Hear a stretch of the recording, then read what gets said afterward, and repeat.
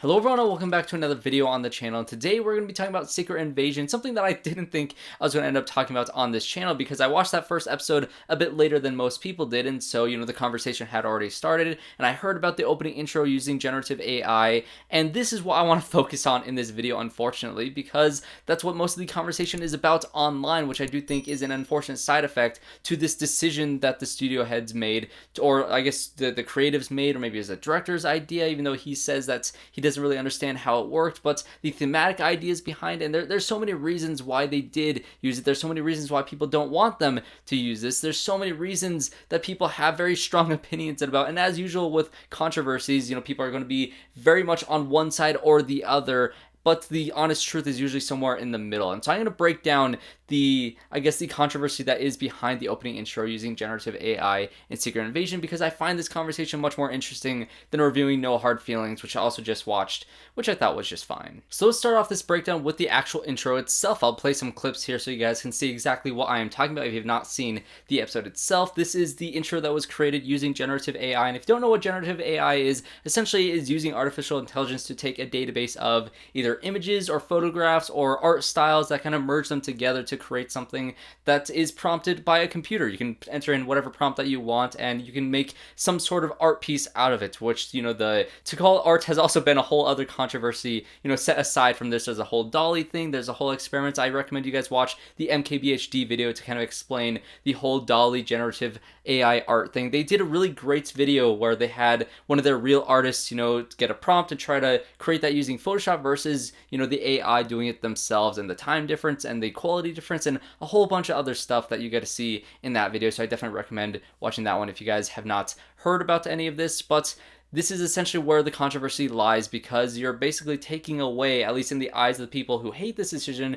you're taking away the artist in the artistry behind this opening sequence. So why was this decision made? I think that a lot of people are talking about online about how this fits the thematic elements of the show itself, because of course Secret Invasion is dealing with the Skrull storyline in the Marvel Cinematic Universe, and the Skrulls essentially take the form of humanity, but they're not real humans. They are in disguise, they are imposters, and to create this intro using generative AI, and it looks like it is fake. It looks like it was made by something that doesn't feel quite right. It feels like it is an imposter. It feels like it is, masquerading as something that was created by humans, even though it wasn't. And so the idea of it thematically, it works with the show. And I don't necessarily disagree with that idea that people have. And I think that, one person, John Roca, who I am a fan of, I love the Schmodown back when the Schmodown was a thing, and I'll mention his tweet about it because his tweet has gone semi-viral about this subject. He says, "I think Marvel's intention was to unsettle you by giving you hyper-stylized fake versions of real things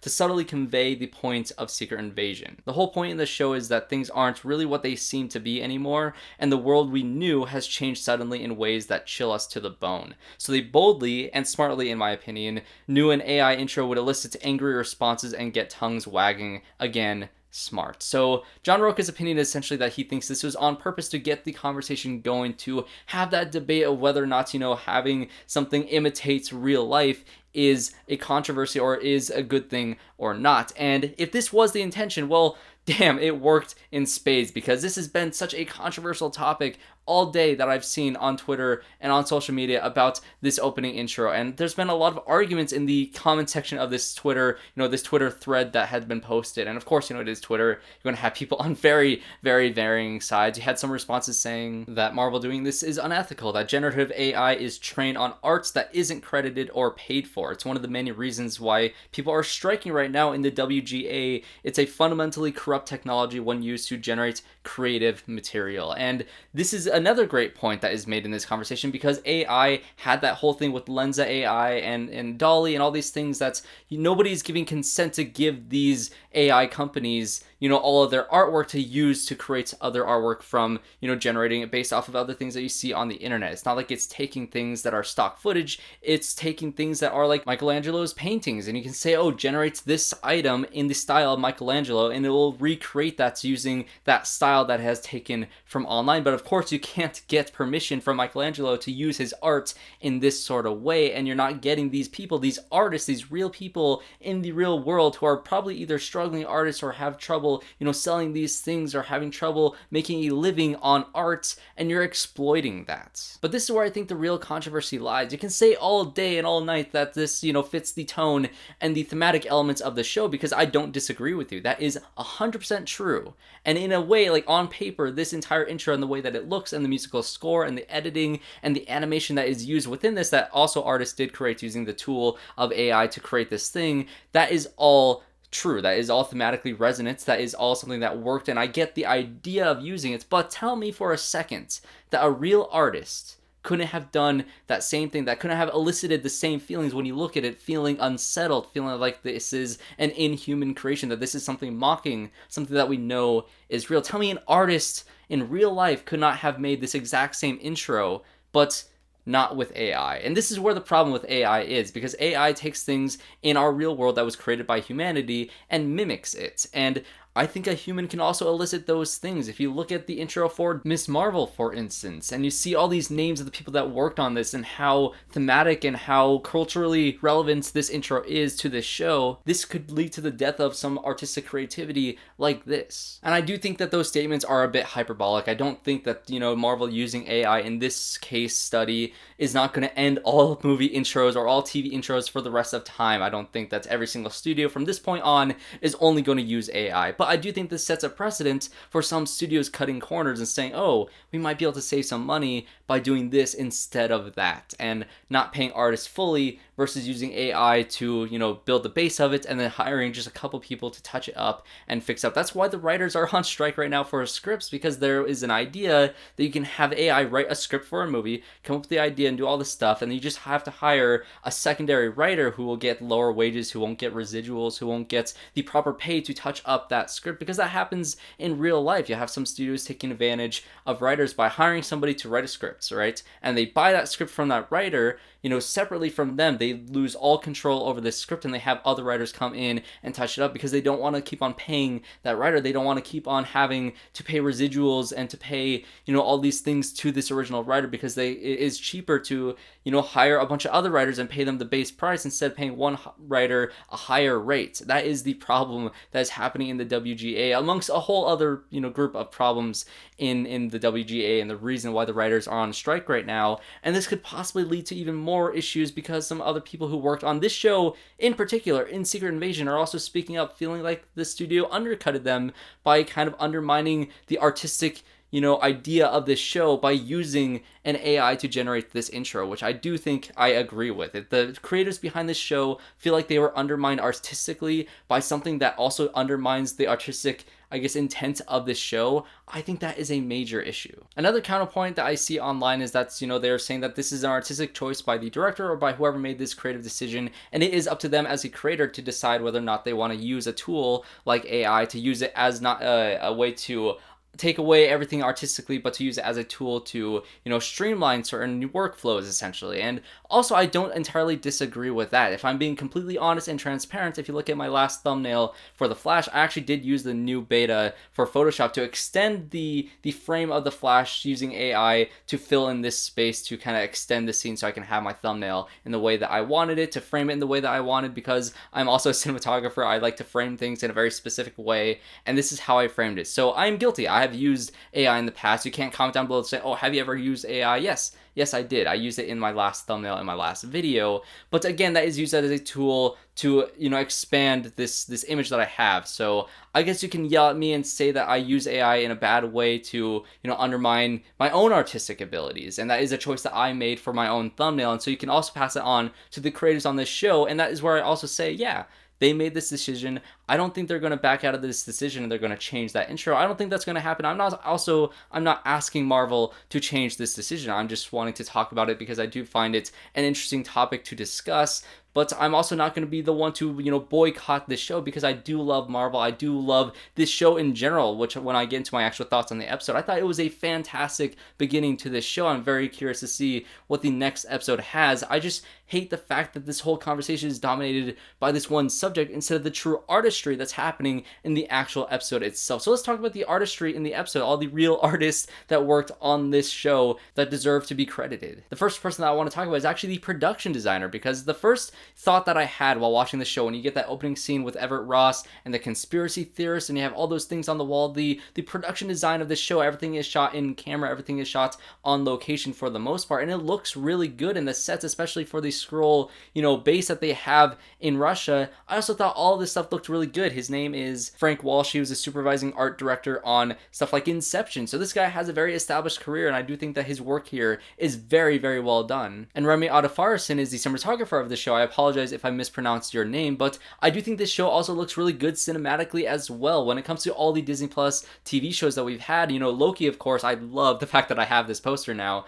I love that show because the cinematographer of that show really did bring it to life, making it feel more cinematic than just a TV show, and I think that's exactly what the cinematographer here does as well. This show looks incredible, both like visually and the way that it kind of weaved, especially in the final sequence where you get to see that scroll weaving through the crowd, changing from different people to other people. And the editing, of course, on top of that, was also really well done. Pete Bojuro was the editor of this episode, and maybe the editor for this entire season as a whole, but he's also worked on Maniac and Queen and Slim and other movies and TV shows that I absolutely love, and so I also thought the editing in this episode was pretty damn good. Ali Selim is the director of this series. He's directed episodes of Criminal Minds and The Calling, and of course he directed all 6 episodes of this show, and I think when you look at this series in general, it really does have that very strong political thriller vibe to it that I do think you can credit a lot to the director. I know I already criticized him a bit for his comments saying that he was kind of ignorant as to how the AI was exactly doing the thing that it was doing, and maybe the knowledge and lack thereof of how it can affect the industry. Maybe that is some things that he might regret later down the line. I don't really know the conversations that he had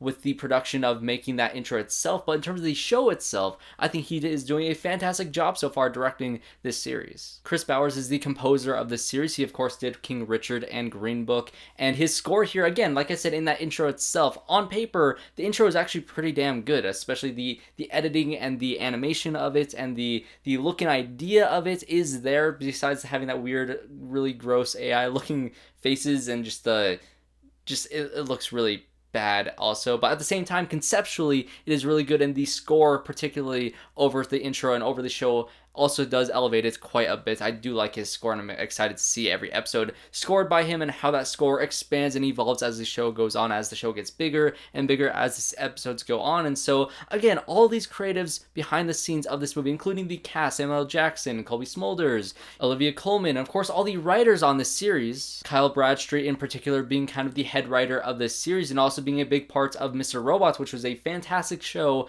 when that was airing. And all these creatives behind the scenes working on this show deserve to have their work talked about in this season, because it is really good. I did really like the episode in general. I liked the reveals towards the end of it, and the dramatic tension that was built in that political thriller essence. And again, that script is just really good in certain scenes of this show. I think my one big issue was the fact that I wish I had some sort of, backstory and some sort of expansion on the characters of Talos and his daughter. It feels like we started on episode 2 of their storyline versus episode 1 of their storyline, but I'm sure some of the holes will be filled as the season goes on, so I can't judge that as a whole so far, but I really am enjoying Secret Invasion. Just after one episode, I'm very hooked on to see what happens next in this storyline. I know it's not as big and outlandish as the comic storyline is, and you had some other comics where the writer said that he was told not to look at anything from the Secret Invasion comics at all, to kind of base it off in his own way. And so yes, you can also dislike the show for those reasons, but